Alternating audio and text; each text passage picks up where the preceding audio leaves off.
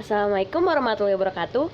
Aku Arina Konita dari kelas 10 MIPA 6, absen 4. Nah, gimana nih kabarnya teman-teman? Pada kesempatan kali ini, aku bakal ngejelasin pelajaran biologi tentang ekosistem dengan bimbingan juga oleh Bu Evi Sofiati. Jadi, kita belajar dari pengertian dulu. Ekosistem adalah suatu sistem yang terbentuk oleh hubungan antara makhluk hidup dan lingkungannya. Oleh karena itu, ekosistem tersusun dari berbagai komponen. Komponen penyusunnya itu yang kita tahu pasti kan komponen abiotik dan juga komponen biotik. 1. Apa yang dimaksud dengan komponen abiotik itu, teman-teman? Komponen abiotik adalah komponen ekosistem yang terdiri atas benda-benda mati seperti udara, air, tanah, cahaya matahari, suhu, garam mineral, kelembapan, pH, topografi, dan juga iklim. Jadi aku pengen bahas satu-satu. Jadi pertama udara. Udara merupakan kumpulan gas penyusun atmosfer bumi yang terdiri atas berbagai unsur gas. Udara yang bersih dan kering mengandung gas-gas permanen seperti nitrogen, oksigen, karbon dioksida, dan masih banyak lagi. Air. Teman-teman semua, siapa sih yang nggak butuh air? Air itu merupakan komponen yang paling penting bagi kehidupan, sangat penting. Bayangin kalau misalnya nggak ada air, manusia pasti nggak bakal bisa hidup, tumbuhan nggak bisa tumbuh. Jadi seenggaknya kita harus benar-benar menghargai apa yang telah Tuhan kasih ke kita. Salah satunya itu air. Ketiga, ada tanah. Tanah itu merupakan tempat hidup berbagai organisme, mulai dari manusia, hewan, tumbuhan, hingga berbagai mikroorganisme. Lalu yang keempat ada cahaya matahari. Cahaya matahari merupakan sumber energi utama bagi kehidupan di bumi. Nah teman-teman, karena adanya wabah dari virus corona ini, banyak banget ilmuwan yang nganjurin kita buat berjemur di bawah sinar matahari atau cahaya matahari ini. Nah, sebenarnya itu kayak bener-bener penting banget sih, karena yang aku baca dari artikel-artikel yang aku temuin di media sosial, matahari itu katanya bisa membunuh virus-virus yang ada dalam tubuh kita. Nah teman-teman, makanya jangan malas berjemur, gak bakal hitam kok. Lalu yang kelima ada suhu. Setiap organisme membutuhkan suhu tertentu untuk kelangsungan hidupnya. Jadi kita tahu ya kalau suhu itu penting banget. Ada garam mineral, kelembapan udara, pH tanah, topografi atau letak geografis, dan juga yang terakhir ada iklim. Kedua, ada komponen biotik. Komponen biotik adalah komponen ekosistem yang terdiri atas makhluk hidup seperti tumbuhan, hewan, dan berbagai mikroorganisme. Berdasarkan peran dan fungsinya di dalam ekosistem, komponen biotik dibedakan menjadi produsen, konsumen, dan juga pengurai. A. Produsen. Produsen adalah organisme yang dapat menyusun senyawa organik dari senyawa anorganik menjadi makanan. Organisme yang termasuk produsen memiliki klorofil dan mampu menyusun makanannya sendiri dengan bantuan energi cahaya matahari, sehingga disebut juga dengan autotrof. Contohnya adalah tumbuhan hijau, beberapa jenis bakteri, dan gangga hijau biru atau cyanobacteria. B. Konsumen. Konsumen yang kita tahu adalah organisme yang menyusun makanannya sendiri, sehingga untuk memenuhi kebutuhan makanannya bersifat lain. Organisme ini disebut juga dengan organisme heterotrof. Konsumen meliputi semua jenis hewan dan manusia.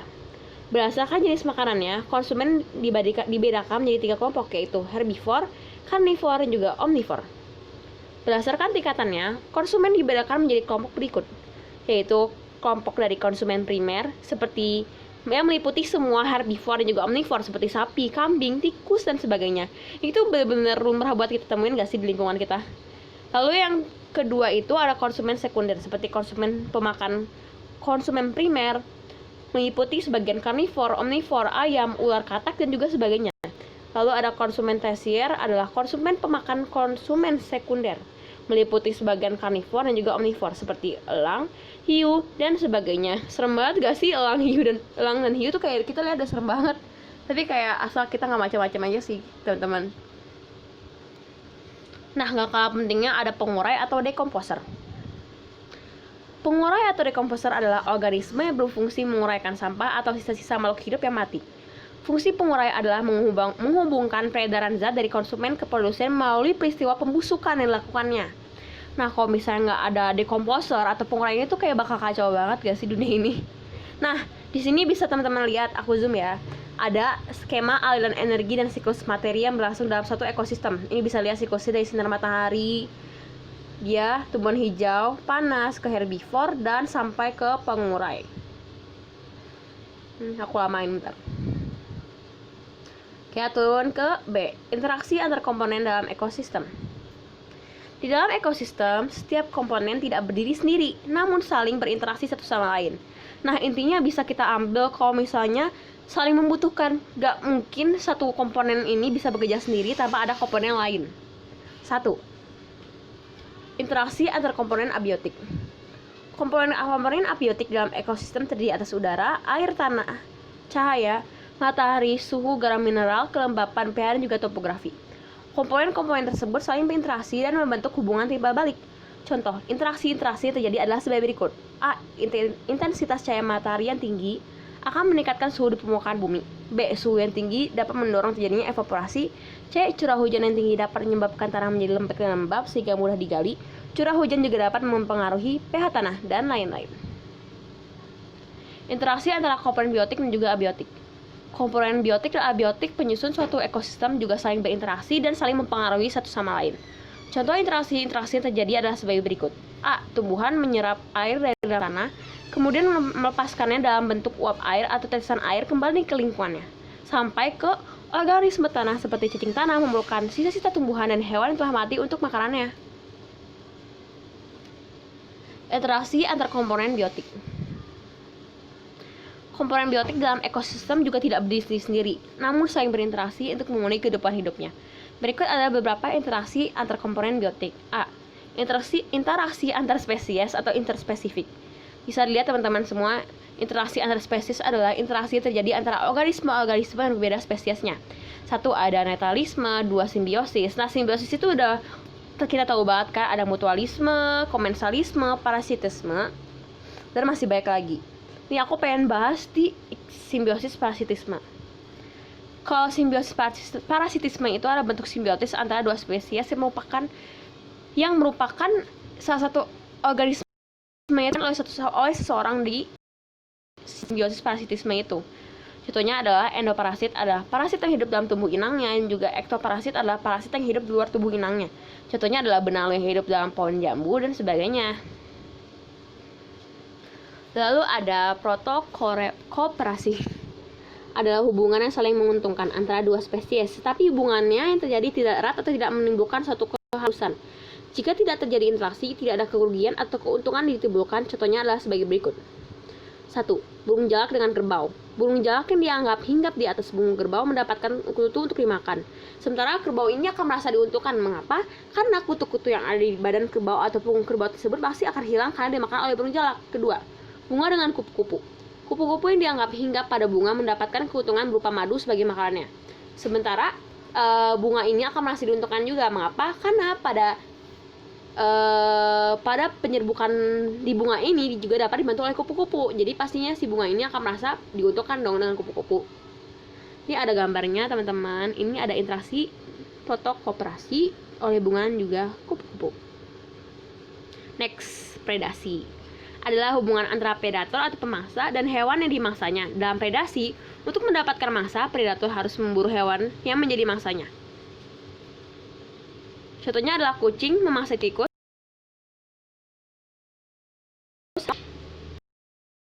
dan ada masih banyak lagi ya teman-teman. Terus ada antibiosis, adalah hubungan antara dua spesies yang salah satunya menghasilkan racun atau zat antibiotik sehingga dapat menghambat pertumbuhan atau mematikan spesies lainnya. Contohnya adalah jamur penicillium yang menghasilkan zat penisilin sehingga dapat menghambat pertumbuhan bakteri. Ini ada gambarnya ya. Berikut adalah gambar bentuk interaksi antibiosis. Ini bisa dilihat kalau di jamur si penicillium ini, Corynebacterium Staphylococcus aureus.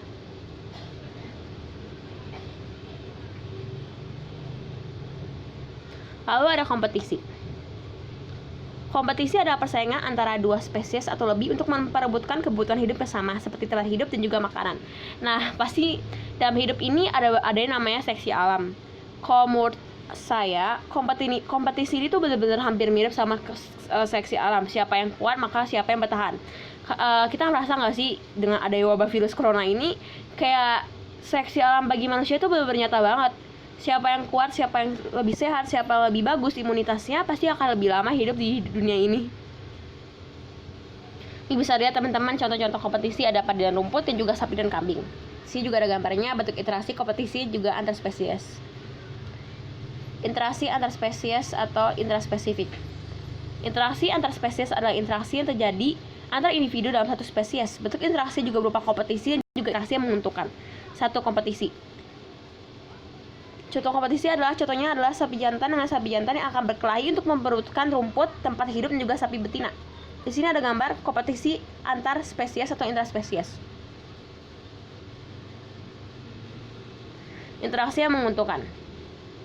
Interaksi dalam satu spesies menguntungkan adalah interaksi di dalam koloni lebah atau rayap. Dalam koloni tersebut terdapat 3 kasta yang memiliki tugas masing-masing, yaitu lebah atau sayap ratu, lebah atau rayap pekerja, dan lebah atau rayap prajurit. Selain menguntungkan, interaksi yang dibentuk juga bersifat saling membantu. Ini ya teman-teman bisa lihat. Sebenarnya menurut aku sarang lebah ini kayak unik banget gak sih? Gimana caranya mereka bisa bikin sarang bentuk segi 6 biar madu-madunya ini tuh nggak jatuh. Nah, bisa juga dilihat dalam surat An-Nahl bagian musim ya, karena menurut aku itu bagus banget buat dibaca. Lalu ada perbedaan energi dalam produktivitas dalam ekosistem. Energi adalah kemampuan untuk melakukan usaha atau kerja. Berdasarkan hukum termodinamika, energi tidak dapat diciptakan dan tidak dapat dimusnahkan. 1. Perbedaan energi rantai makanan. Rantai makanan adalah peristiwa memakan yang menyebabkan terjadinya pemberian energi dari tingkat trofik 1 ke tingkat trofik berikutnya.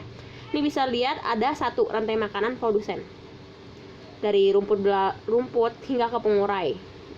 Rumput, belalang, katak.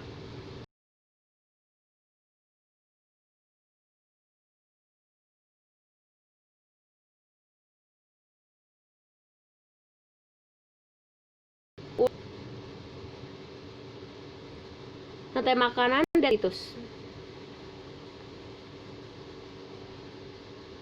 Rantai makanan detritus adalah rantai makanan yang dimulai dari detritus atau sepian organisme yang sudah mati. Contohnya adalah sebagai berikut. Dari sampah daun, kutu kayu, hingga burung. Jaring-jaring makanan. Jaring-jaring makanan adalah gabungan dari beberapa rantai makanan yang saling berhubungan dan kompleks. Bisa lihat semua ini jaring-jaring makanan. Kalau kita mau intermezzo bentar deh, dulu pas saya belajar jaring-jaring makanan ini tuh jujur sempat bingung, karena bisa lihat gak sih, ini rada kompleks kayak dari beruang atau grizzly, ini sampai ke benih, kayak tanda panah itu kadang-kadang bikin aku bingung kok buat ngerjain soal. Terus abis itu ada piramida ekologi. Ini bisa lihat piramida ekologi itu adalah sebuah diagram menunjukkan jumlah relatif dalam rantai makanan atau jaring-jaring makanan yang berbentuk piramida. Ada piramida jumlah. Ini namanya piramida jumlah. 2. Masa adalah piramida yang menggambarkan masa kering total organisme hidup masing-masing tingkat trofik pada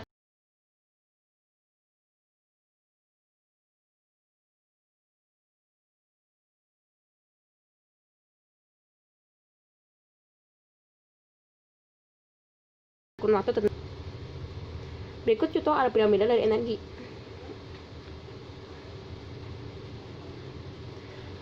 Produktivitas ekosistem adalah hasil aktivitas metabolisme suatu organisme berupa pertumbuhan, penambahan, dan juga penimbunan biomasa dalam periode dan waktu tertentu. Di sini ada produktivitas primer yang dibagi menjadi produktivitas primer kotor, juga produktivitas primer bersih. Ada produktivitas sekunder. Produktivitas sekunder adalah kecepatan penyimpanan energi oleh organisme tingkat konsumen atau organisme heterotrof. Ini satu contohnya ya.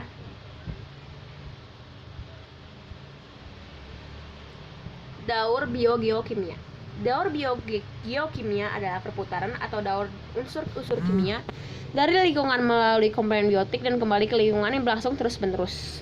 Dibagi menjadi 1 daur karbon. Ini adalah contoh dari daur karbon. Daur nitrogen ada 4 tahap. Yang pertama ada fiksasi nitrogen yang dibagi kembali menjadi 1 proses fiksasi secara biologi dan juga fiksasi secara elektrokimia. Yang kedua ada amonifikasi, nitrifikasi yang dibagi menjadi nitritasi dan juga nitratasi, dan juga denitrifikasi. Berikut contoh gambar daun nitrogen di alam.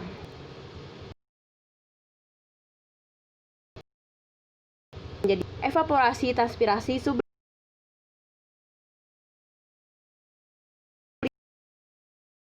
sublimasi, atau runoff, dan juga infiltrasi.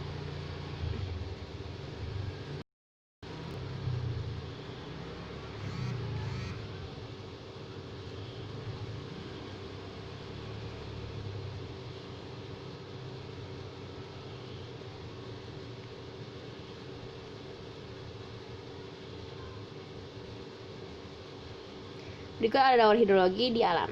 Daur fosfor adalah proses perubahan fosfat dari fosfat organik menjadi fosfat organik, anorganik, dan juga menjadi fosfat organik dan sebaliknya, yang berlangsung secara terus-menerus. Ini contoh daur fosfor.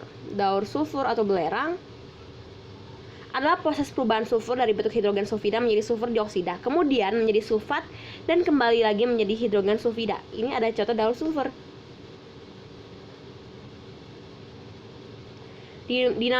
Dinamika komunitas juga sukresi. Komunitas adalah kumpulan dari berbagai populasi yang hidup pada waktu dan daerah yang tertentu yang saling berinteraksi, serta saling mempengaruhi satu sama lain. Ada A. Perubahan komunitas secara siklis. Adalah perubahan komunitas yang terjadi pada periode tertentu, akan tapi mudah kembali di keadaan yang hampir mirip. Suksesi adalah proses perubahan komunitas yang berlangsung secara lambat dan teratur dalam waktu yang lama, sehingga terbentuk komunitas yang lebih kompleks. Dibagi menjadi suksesi primer, suksesi sekunder, dan juga suksesi klimaks. Yang terdiri dari hidrosfer, halosfer, dan juga xenosfer. Nah, dari 26 halaman ini udah kita bahas. Semoga ilmu yang tadi saya sampaikan buat teman-teman semua. Semangat semuanya. Saya Arina Konita dari kelas 10 MIPA 6 pamit undur diri. Yeay.